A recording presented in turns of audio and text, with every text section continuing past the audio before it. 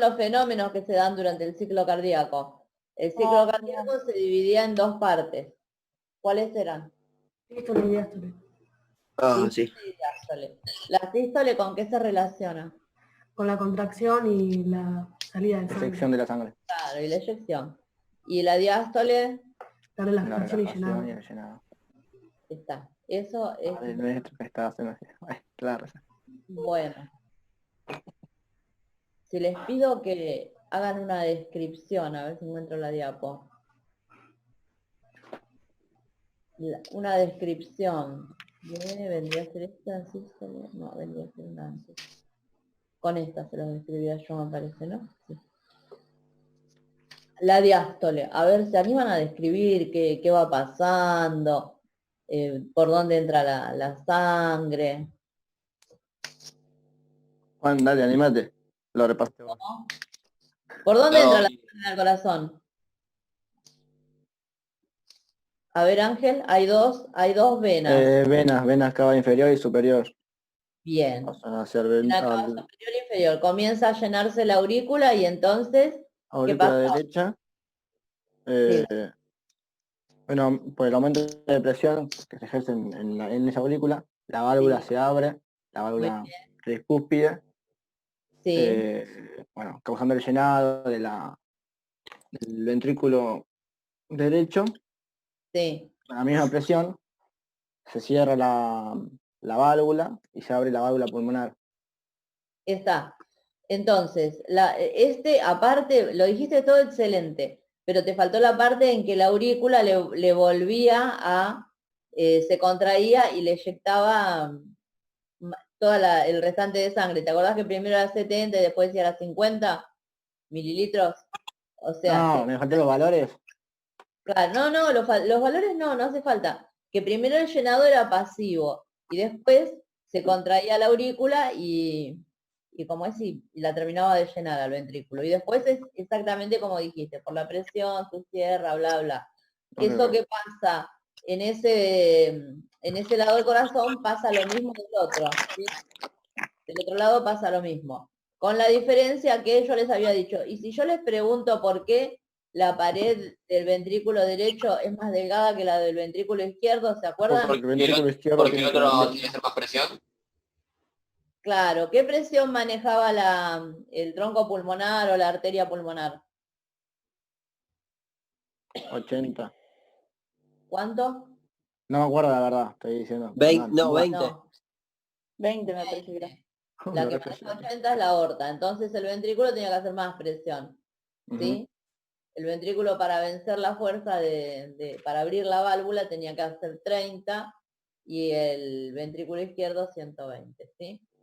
Bueno, después que eso estaba en esta diapo, acuérdense, ¿sí? Esta diapo es importante. Las demás son las figuras para que ustedes lo puedan, lo puedan entender. Bueno, ahora vamos a los ruidos. ¿Qué era ¿cuántos ruidos había primero? 2. 2. ¿Y el primer ruido qué era? El cierre de las válvulas tricúspide y mitral. Bien. Y los dos ruidos son cierre de válvulas, siempre son cierre. Y el otro ruido, el segundo ruido, ¿qué es? Válvulas aorta y pulmonar. Bien. ¿El primer ruido coincide con qué?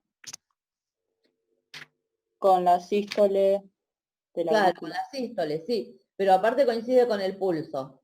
¿Sí? Si yo quiero saber cuál es el primero y cuál es el segundo en una persona, le tomo el pulso y ahí sella.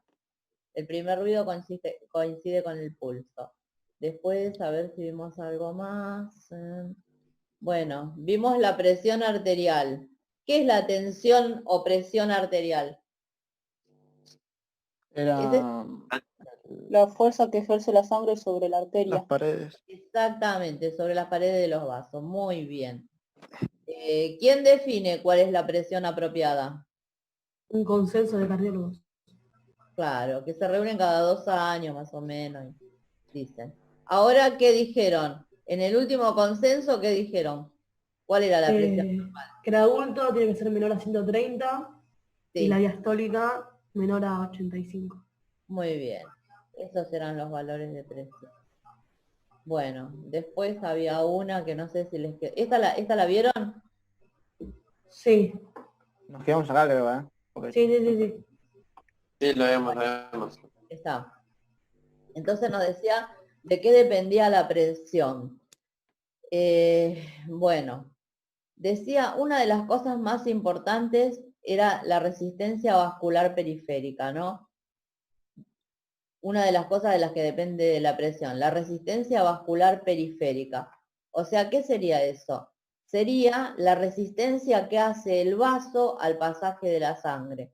Ustedes se acuerdan que nosotros habíamos hablado que los vasos tenían la capacidad de modificar su luz, ¿no? Su calibre, se dice. ¿Sí? ¿Se entiende lo que es eso? Es como Sí. cuando vos apretás la manguera, que les di montones de veces el ejemplo, entonces cuanto más chico es el vaso, o sea, el calibre del vaso, más va a aumentar la presión, ¿no? De la volemia, o sea, la volemia es el volumen de sangre que hay en el sistema, ¿sí? No siempre las personas tienen la misma volemia o la misma cantidad de sangre en su sistema. Por ejemplo, ¿vieron que la gente hipertensa le dicen que deje de comer sal? Bueno, si uno está ingiriendo sal continuamente, la sal es como que aumenta la presión hidrostática, se dice.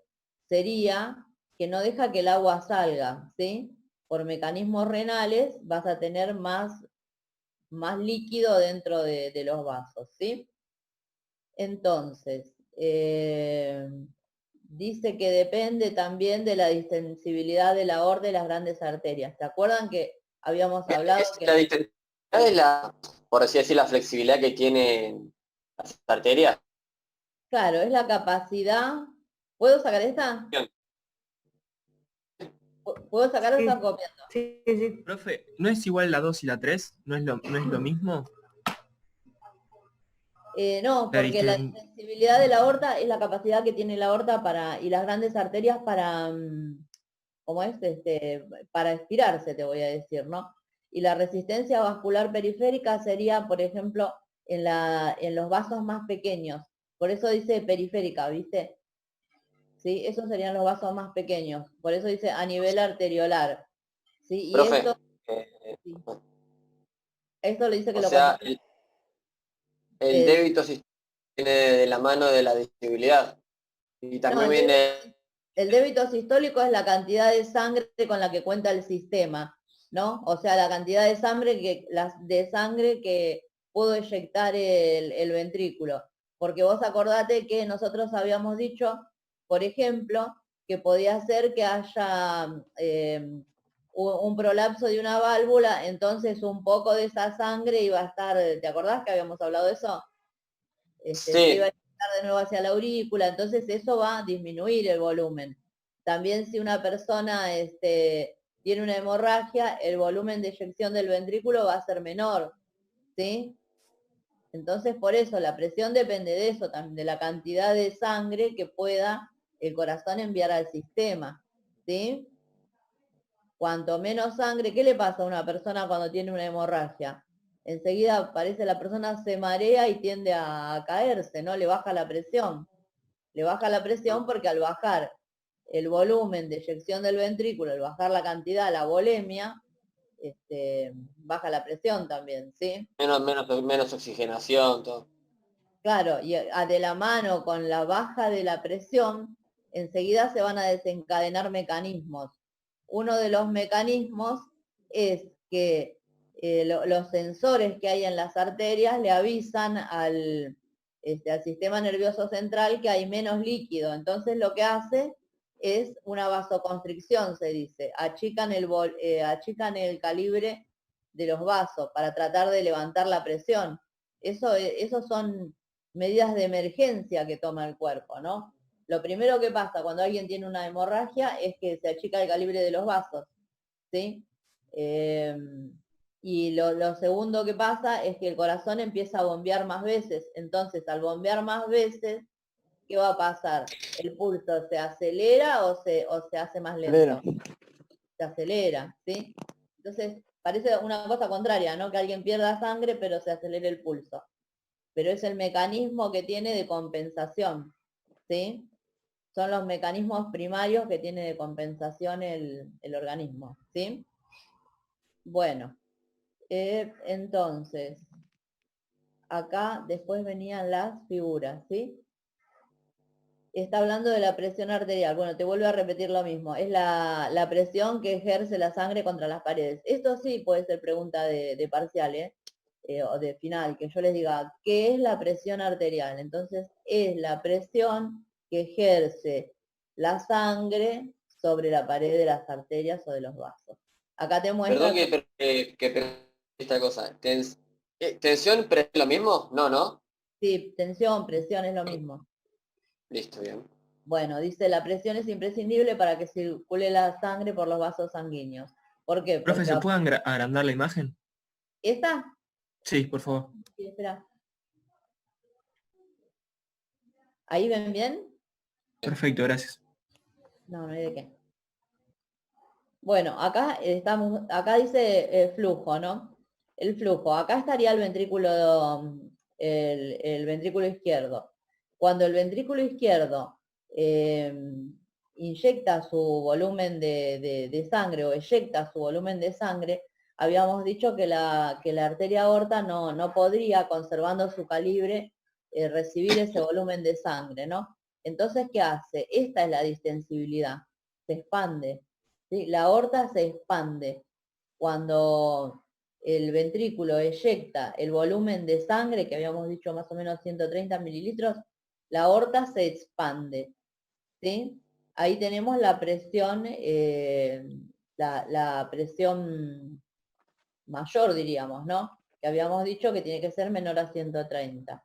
Cuando alcanza a distribuir todo este flujo que absorbió, entonces si queda normal, esa es la presión diastólica, la menor, que tendría que ser menor a 85, dijimos, ¿no?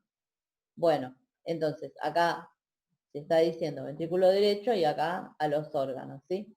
A veces con la edad la gente tiende a calcificarse las arterias y esto pierde esa elasticidad. Entonces hace que suba la presión, ¿sí? Tiene que hacer el ventrículo mucha más presión para poder bombear la sangre. ¿Se entiende eso? ¿Sí? Sí, sí. Bueno, a ver, pasemos a la otra. Bueno, y esto es lo mismo, te está mostrando, ¿sí? En la diástole que se está llenando, esta es la forma que tiene la arteria, en la aorta. Y en la sístole, donde se le eyectó el volumen de sangre, está distendida, ¿sí? Esa es la distensibilidad, ¿no? Claro, esa es la distensibilidad de la que habla, ¿sí? La capacidad de distenderse. Bueno, después esto lo vamos a ver bien cuando veamos sistema nervioso autónomo. Esto era lo que yo les decía, ¿se acuerdan que las arterias tenían sensores, que hablamos cuando vimos la clase 8? Las arterias tenían sensores que les permitían recibir esas órdenes del sistema nervioso central, que eran simpático y parasimpático los que le daban las órdenes, y podían hacer que se distiendan o que hagan vasoconstricción o que se vuelvan más chiquitas, ¿no? Iba a decir algo. La señal que hace que las arterias se contraigan,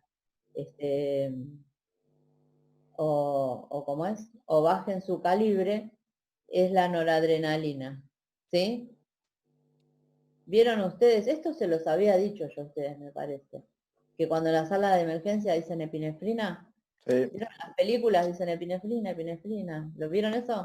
Ujú. Sí, Bueno, sí, sí. es porque si hay alguien que tiene una hemorragia, que está, ¿cómo es? Que ha perdido mucha sangre, la primera medida que se toma, aparte, si estás en un quirófano o si estás en la atención hospitalaria ya, es tratar de solucionar el tema de la arteria que está perdiendo sangre, ¿no? ¿Cómo puedo hacer, profe, un resumen de esta filmina? De esto creo que saber. De esta no te hagas problema, porque esta la vamos a ver bien en... esta ni la resumas todavía, después lo vamos a... ustedes para que sepan que la noradrenalina puede hacer que haya vasoconstricción.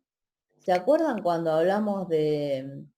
yo no sé si lo dije en el agua o lo dije acá, que la cocaína, La dilatación de los ojos. ¿eh? La dilatación de los ojos. No, en cuanto al sistema vascular. ¿Se acuerdan que hablamos que la cocaína aceleraba el corazón, que subía Sí. la presión? ¿Se acuerdan? Sí, lo dijiste. Por esto sube la presión la cocaína. Porque una de las cosas que hacía era inhibir la recaptación de la noradrenalina. Entonces hacía que circule más noradrenalina en el cuerpo. Y eso hacía que haya vasoconstricción y que suba la presión. Puede subir tanto la presión que puede morir por eso una persona que se pasó de la dosis, digamos. No hay dosis, ¿no? Pero... Entonces, acá está, dice, facilita la acumulación de neurotransmisores en la hendidura sináptica, ¿sí? Hace que haya más neurotransmisores. Y ese es el principio por el cual causa esto, ¿no? Bueno, entonces una de las formas de regular la resistencia vascular era esta, ¿no?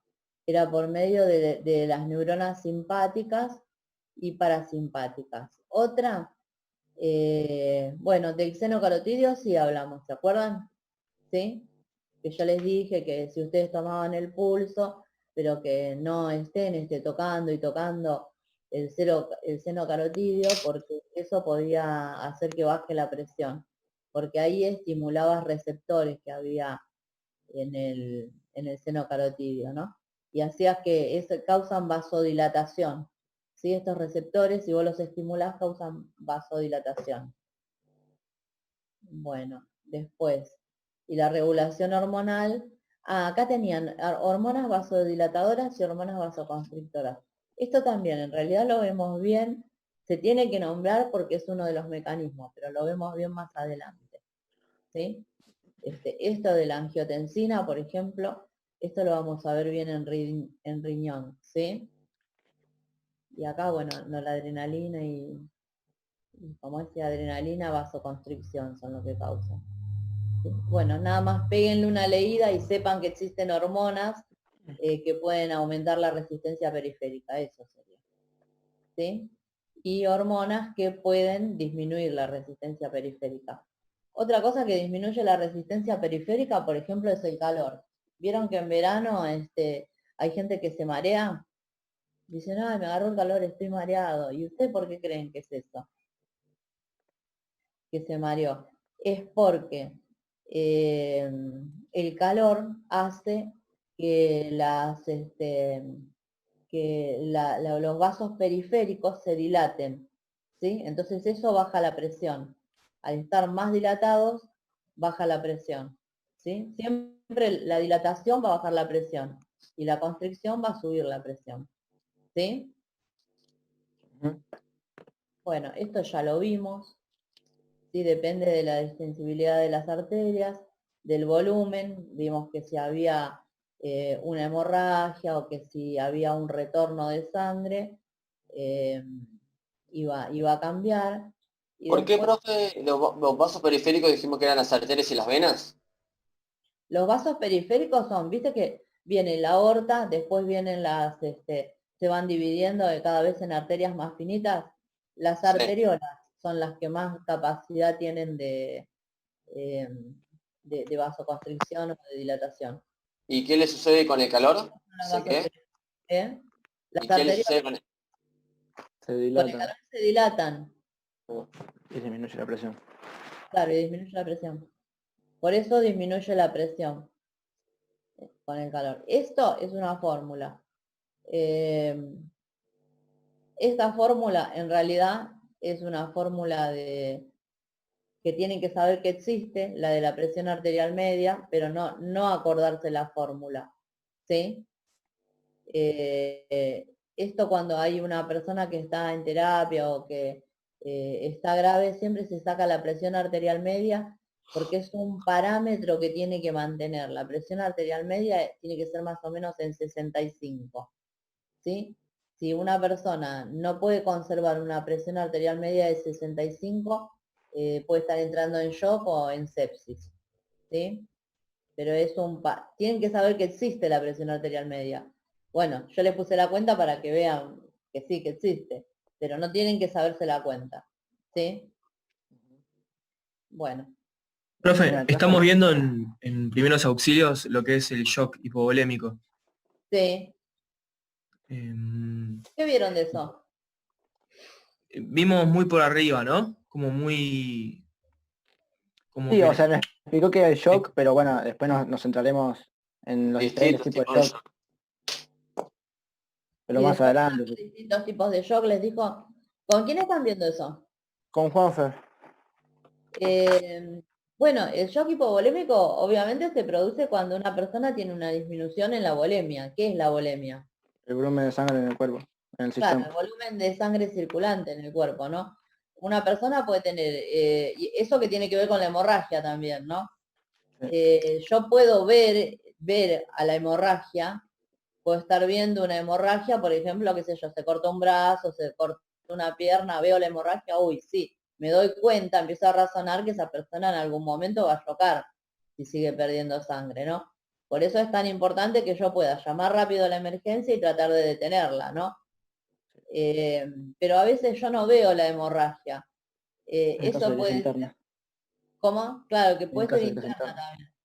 Puede ser que una persona haya chocado, una cosa así, se haya lesionado arterias internas que no se ven.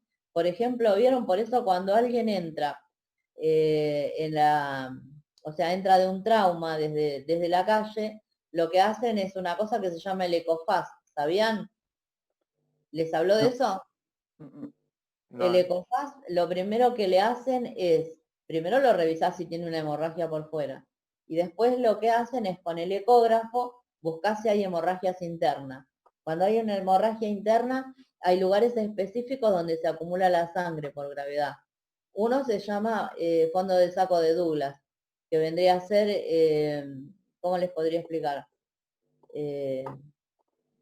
Vendría a ser, ¿vieron dónde están las vísceras?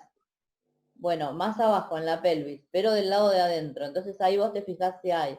Después en el espacio perirrenal. Ahí pero también. eso palpándolo, ¿cómo se...? No, con la No, con el ecografía. estudio, Claro, con la no sé, ecografía. es re fácil descubrirlo.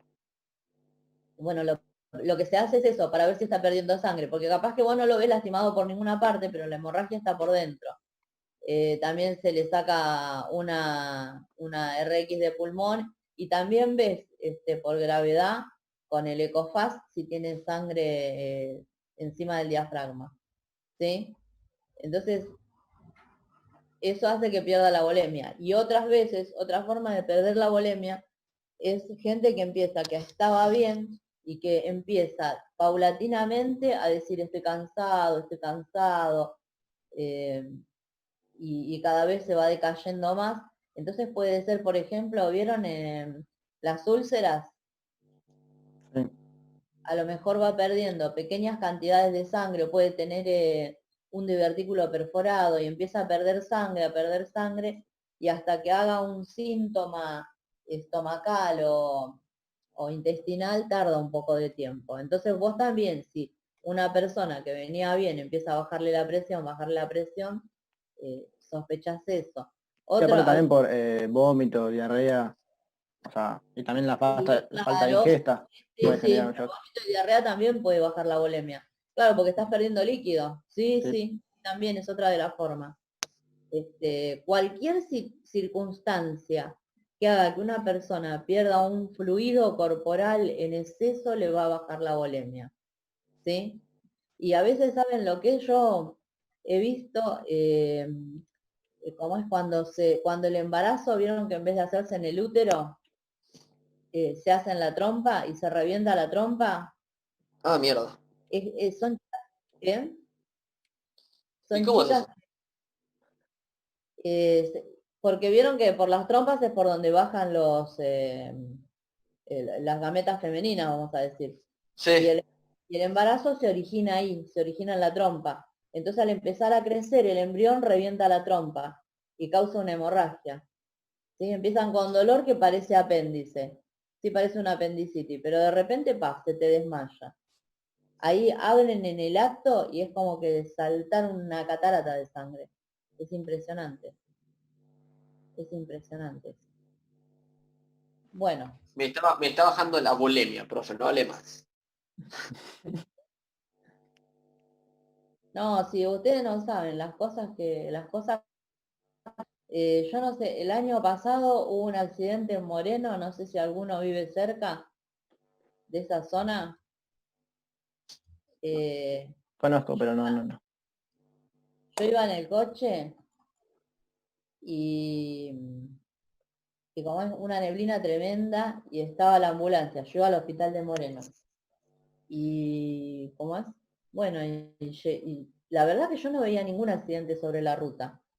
Estaban trabajando y uno de los muchachos no vio que venía la aplanadora y le pasó por encima de la pierna. De las piernas. Cuando yo llegué al hospital, bueno, ya llegué con la ambulancia, llegué a través de la ambulancia. Y no saben lo que fue eso, fue terrible. Cómo se mueven en una guardia, porque ya avisorás que es una situación recontralímite esa, ¿entendés? Recontralímite, porque a medida que va perdiendo sangre, va a llegar un momento que choque, ¿viste? Y trataban de salvarle las piernas porque era un muchacho muy joven. Y empezó, ¿viste? Se la necesita, empezó a gritar, entra en paro. Y no, ¿viste? Hubo que sacrificar las piernas para que no siga perdiendo sangre. No, es terrible. Es terrible. Bueno. Bueno, chicos, empezamos con el de hoy, entonces, con el otro que sigue. ¿Sí? Vamos Dale, a ver, profe. la clase que viene vamos a ver un poco de patologías. ¿Se acuerdan que nosotros habíamos visto, fuimos viendo cada cosa y fuimos viendo los estudios? Por ejemplo, hablamos de arritmias y vimos que con qué estudio yo controlo la actividad cardíaca.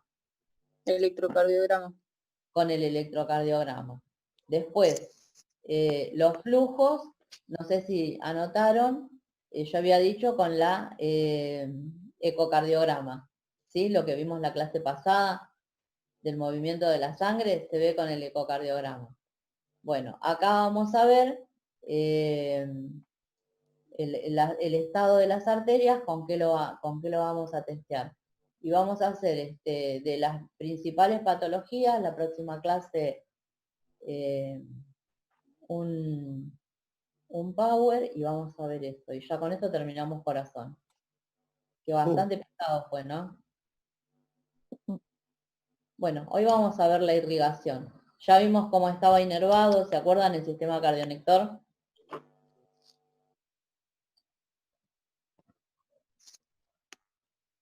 Sí. Sí.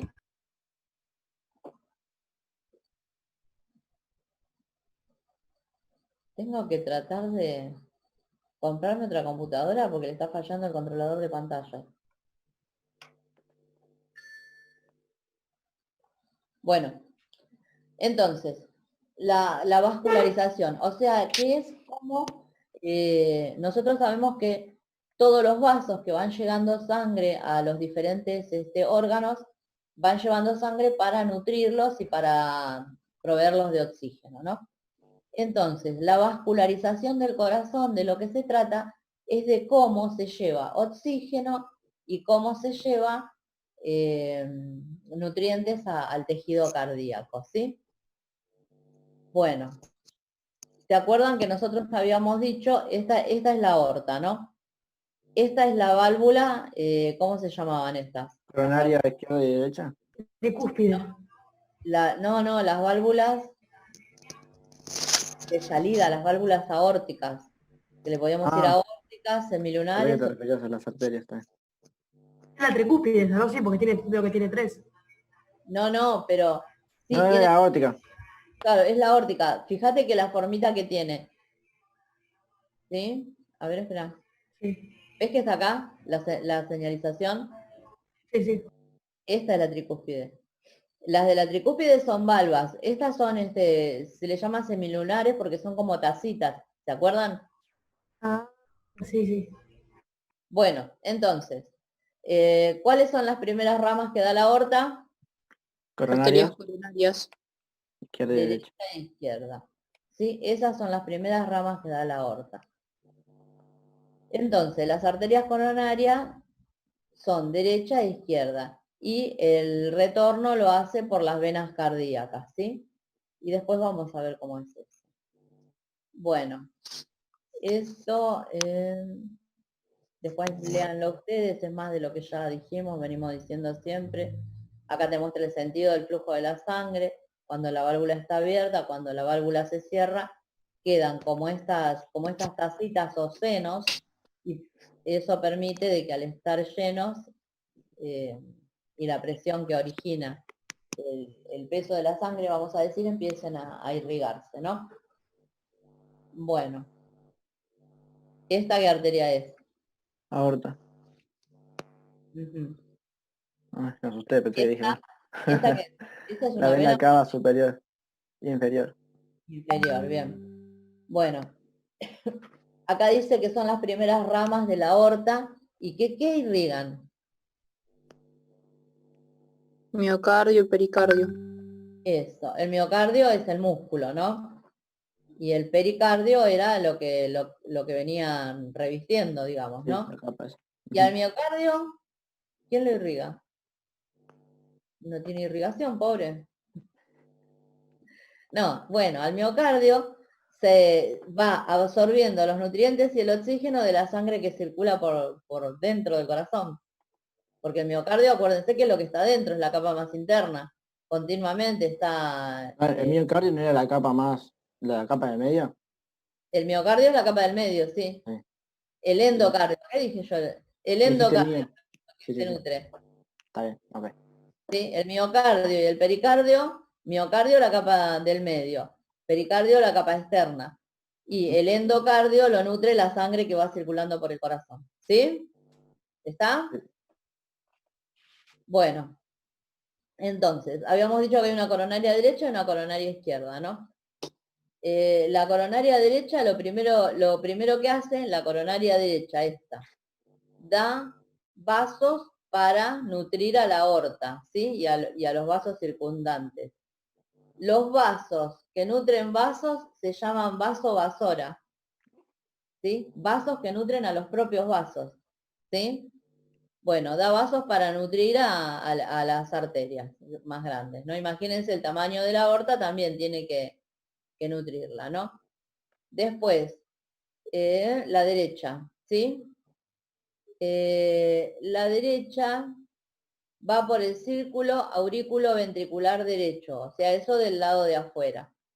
Y da la marginal derecha que irriga el borde derecho del corazón. Desciende y las ramas terminales son para el ventrículo izquierdo. Eso la coronaria derecha. Pero lo más importante de la coronaria derecha es esto que está acá. Esto es una descripción nada más. Cuando sale la coronaria derecha, da una rama para nutrir al nódulo sinusal. ¿Se acuerdan del nódulo sinusal? Sí. Donde Sí. usa el sistema coronector. Que era el marcapaso del corazón, ¿no es cierto? Sí. Bueno, lo nutre la coronaria derecha, ¿sí? Y después sigue descendiendo, bla, bla, va dando ramas, y llega a un punto, da una rama para el nódulo auriculoventricular, generalmente. O sea, que ¿quién irriga a los dos nódulos del sistema La cardíaco? coronaria derecha. La coronaria derecha. Entonces, ustedes se acuerdan que dijeron, ¿y por qué deja de funcionar? ¿Por qué puede dejar de funcionar el nódulo sinusal? Bueno, puede dejar de funcionar porque si la coronaria derecha se le hace un trombo acá o se estrecha en ese lugar, deja de irrigar al nódulo. Entonces, si deja de irrigarlo, se muere. Tranquilo. ¿Entienden? ¿Qué importante que es cuidar las arterias coronarias, qué importante Sí, sí. que es comer lípidos, especialmente provenientes de animales. Entonces, de a poco, es como que va cerrando todo, ¿no? Sí, sí, sí. Bueno, una de las causas que deje de funcionar los nódulos es esta, que se corte la irrigación en un momento. ¿Paso? Bueno, un Sí, sí. segundo. Ahí dice que se dirige hacia anterior por 1 o 2 centímetros y luego bruscamente se dirige al surco ventrículo. ¿Qué es el recorrido que está teniendo ahí? Claro, entre la aurícula y el ventrículo. ¿Ves? Acá, si vos te lo imaginás, acá abajo estaría el ventrículo y acá arriba estaría la aurícula. Aurículas, Como, yo no pude conseguir una buena imagen que muestre el corazón, un corazón verdadero, te voy a decir. No, no, Pero sí, sí, está bien. es como si se hiciese un surquito en donde se divide entre aurícula y ventrículo. Corre por ahí, ¿sí? Y por eso, ¿se ¿Mm? acuerdan que, cómo es? Que estaba el nódulo sinusal, el nódulo AB estaba entre la aurícula y el ventrículo, ¿se acuerdan eso? Sí, sí. Por eso se llamaba así. Bueno, entonces, bueno, acá se ve un poquito mejor. Acá se la ve saliendo, ¿sí? Y acá se van viendo las ramas que va dando. Esta es la coronaria derecha, ¿sí? Y las ramas terminales le dijeron que era la marginal derecha, ay, que es esta, y esta otra sigue la coronaria derecha y acá da una rama más, que es la interventricular posterior. O sea que acá sería ventrículo izquierdo, ventrículo derecho, y ¿vieron que se ve más clarita? Sí, Bueno, es porque está del lado de atrás. Es como que yo esto lo miro del lado de adelante, pero está del lado de atrás. Y corre por adelante entre aurícula y ventrículo. Y por detrás entre los dos ventrículos va ¿Cómo se corriendo. llamaba esa? esto no tenemos que saber el resto, ¿no? Esto no, esto se los estoy comentando. Tienen que saber O que hay sí. una coronaria derecha y una coronaria izquierda. Que la Bueno, coronaria derecha es la que inerva ¿qué? Al nódulo sinusal y al aurículo ventricular. A Y los nódulos. sí, sí. Y esto también tiene variaciones, ¿sí? ¿Cuál es la que alimenta los nódulos, perdón? Estoy perdido la ahí. derecha. La coronaria derecha que estamos viendo ahora. Bueno, ven, entonces dice, le, Dijiste, perdona, dijiste marginal derecha y ¿cuál más? Que se dividía después.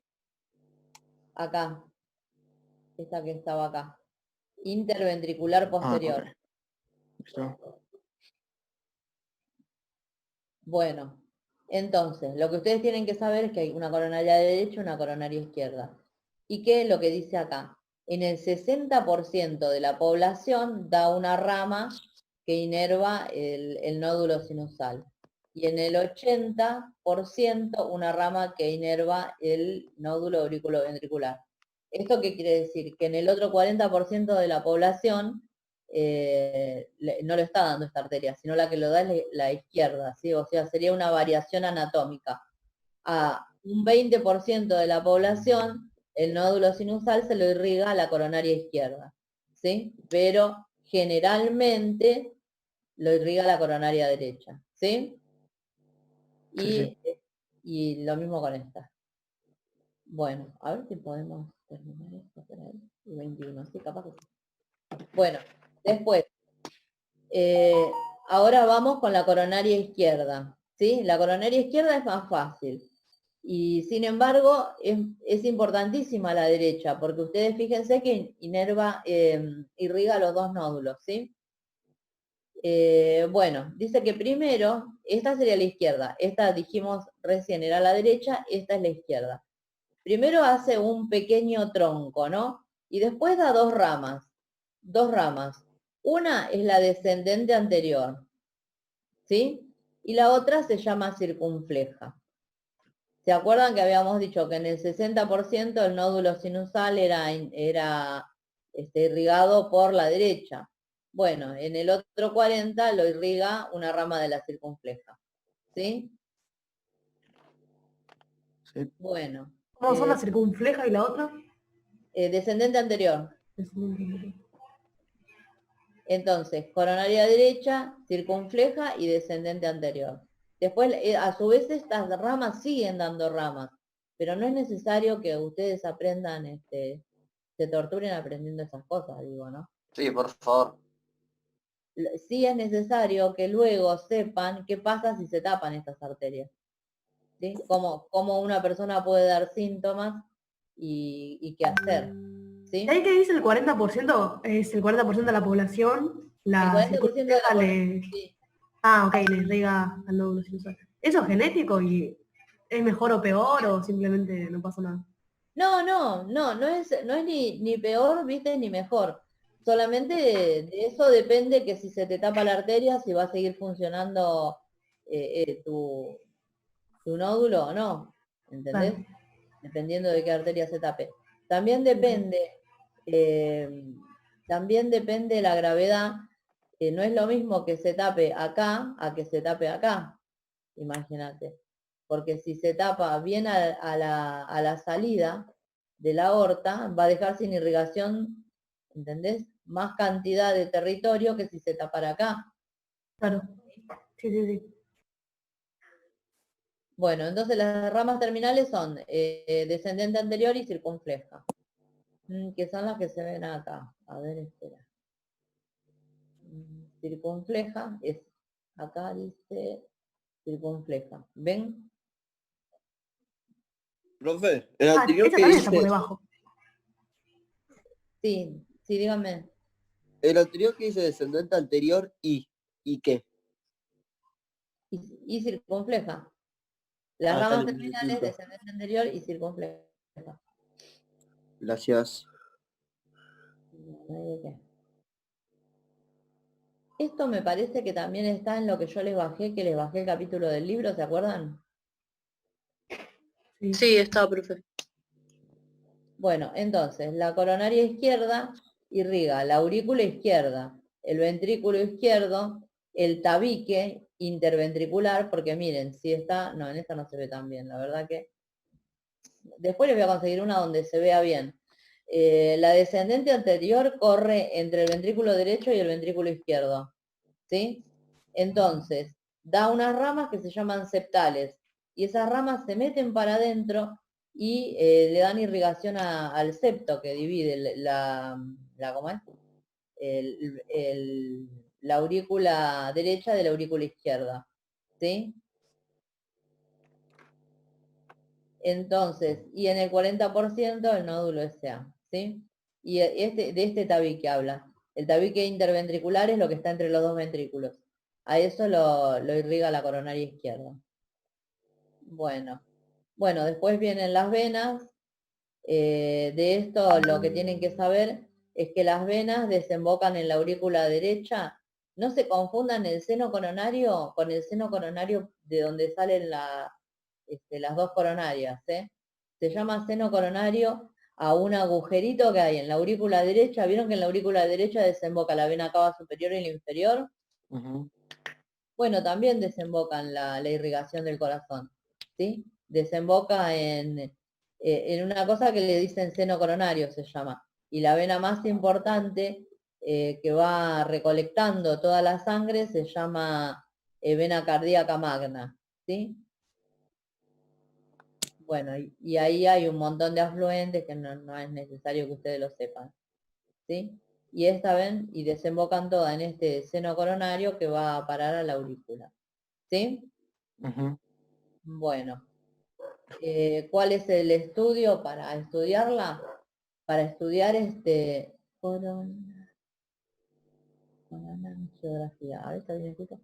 Coronangiografía. A veces se le dicen un cateterismo o una coronangiografía, ¿sí? La persona tiene que estar en ayunas de 4 a 6 horas y le introducen un catéter a través de las arterias o las venas hasta que se alcanzan las cámaras cardíacas. Cuando se llegó a las cámaras cardíacas, se inyecta un líquido de contraste y entonces eso va a hacer que se vea así. ¿Ven? Acá está mostrando, por ejemplo, acá le introdujeron por la arteria femoral. Por la arteria femoral fueron ascendiendo Sí, estas eran las ilíacas, ¿se acuerdan? Sí. Bueno, después pasaron a la aorta y llegaron acá. Ahí inyectaron el líquido de contraste y se tiñeron las arterias, ¿sí? ¿Qué se puede ver? Se puede ver cuando se tiñen acá están, ven, liberando el líquido de contraste, se pueden ver las obstrucciones. Las obstrucciones, ven acá cómo se ve el tronco, uy, ¿qué pasó? Ven acá cómo se ven las arterias, esto se llama por sustracción digital, ¿sí? Y se ven las partes donde están obstruidas. Acá, por ejemplo, yo no sé si lo alcanzan a ver realmente, esperen.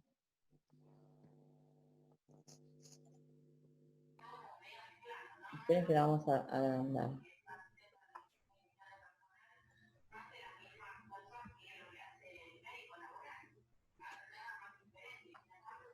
Abajo a la derecha puedes poner zoom. ¿Ven? Ahora, bueno, igual se ve. Sí, ahí se ve, se ve. ¿Ven cómo se ve? Así, esto es real, ¿eh? Esto es con una angiografía real. Se ve dónde se está estrechando, ¿sí? Este caso puede ser bastante grave porque está relativamente cerca de la salida. Entonces son más partes del corazón que va a dejar sin irrigación. Ven, acá se ve un poco mejor. Este sería el círculo, el surco aurículo ventricular. Acá está la aurícula y acá está el ventrículo, ¿sí? Y por ahí va descendiendo, ¿sí? La arteria. Bueno, y ahí se ve el bloqueo. ¿Qué se hace cuando se ve el bloqueo? Generalmente se trata de ensanchar esa parte, ¿no? No puse una de... Yo he puesto de los stents. Quedaron acá abajo. Claro, cuando...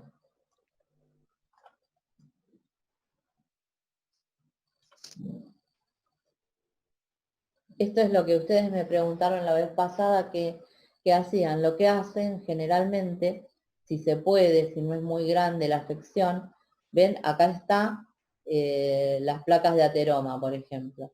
Entonces lo que se hace es como, todo esto es chiquitito, no se vayan a pensar que es una malla de metal gigante, ¿no?